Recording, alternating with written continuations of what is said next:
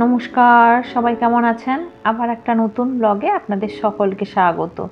আজ মঙ্গলবার, আর দেখতে পাচ্ছেন আমি সকাল সকাল ছাদে চলে এসেছি, কারণ এই তেজপাতাগুলো শুকোতে। শীতের সকালে বাড়ির ছাদখানা হয়ে যায় প্রিয় জায়গা, আর তার ফাঁকে ফাঁকে এই কাজগুলো হয়ে যায়। কয়েকদিন ধরেই তেজপাতাগুলো রোদে দিচ্ছি, শুকিয়ে গেছে। আজকেই তাকে ভরে নিব।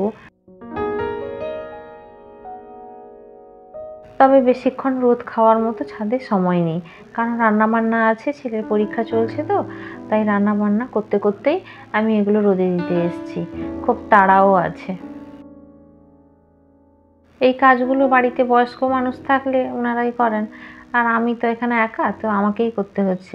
তেজপাতাগুলো গুছিয়ে রোদে দিয়ে কৌটোয় পুরে রেখে দিলে খুব ভালো থাকে এবং রান্নায় ব্যবহার করা হয়। তবে সকাল সকাল মাথায় তেল দিয়েছি তো, স্নান করব, তাই একটু রোদটা আরাম লাগছে, একটু দাঁড়িয়ে গেছি। কিন্তু দাঁড়ালে হবে না, নিচে তরকারি বসছে, তাড়াতাড়ি যেতে হবে। তেজপাতাগুলো রোদে শুকুক, একটু পরে স্নান সেরে এসে এগুলো কৌটায় ভরে নিব। আজকেই ভরে নিব, কারণ শুকনো হয়ে গেছে। আর বাইরের পরিবেশটা দেখুন কত সুন্দর লাগছে।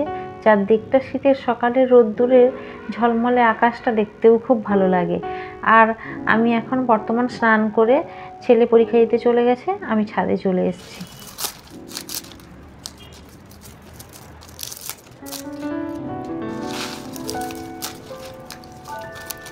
এখন প্রায় 12টা মতো বাজে, আর আমি চলে এসেছি এই যে ডালগুলো তেজপাতা ছিঁড়তে, কারণ ডালগুলো ছিঁড়ে ফেলে দিতে হবে আর পাতাগুলো কৌটোয় ভরে নিব। এই তেজপাতাগুলো সংরক্ষণ করে রাখলে অনেক দিন চলে এবং খুব ভালোও থাকে। এগুলো গাছের পাতা, এগুলো কিন্তু আমার বাবার বাড়িতে গাছ হয়েছে, ওখান থেকে আনিনি, একজন বোন তার বাবার বাড়ি থেকে এনে আমায় দিয়েছে।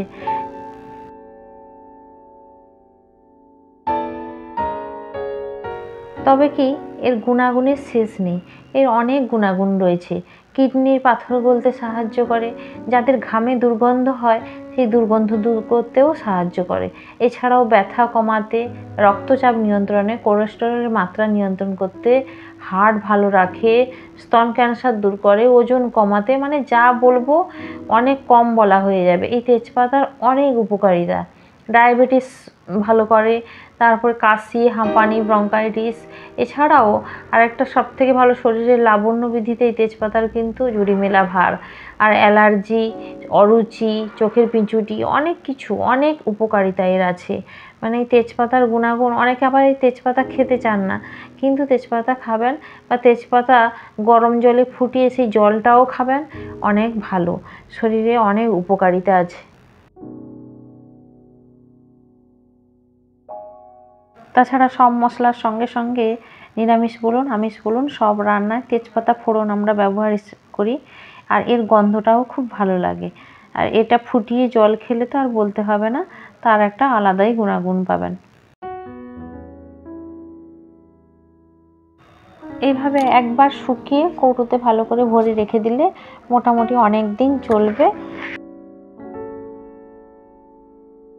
তবে কি, শীতের দিন বলে এতক্ষণ রোদে বসেই কাজটা করা সম্ভব হচ্ছে, কিন্তু গরমের দিন হলে তো এতক্ষণ রোদে ছাদে ওঠাই যায় না, আর এতক্ষণ বসা তো দূরের কথা।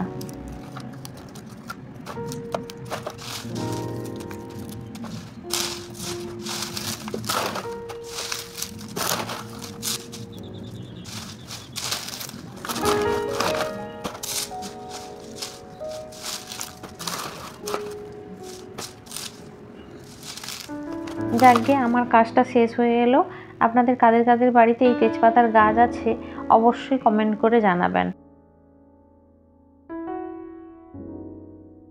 আর আমার ব্যস্ত জীবনে আমার ছোট্ট ছোট্ট দৈনন্দিন কাজকর্মগুলো আপনাদের সঙ্গে শেয়ার করি, কেমন লাগে অবশ্যই কমেন্ট করে জানাবেন।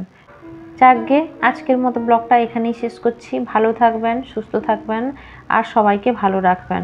নমস্কার, শুভ দুপুর।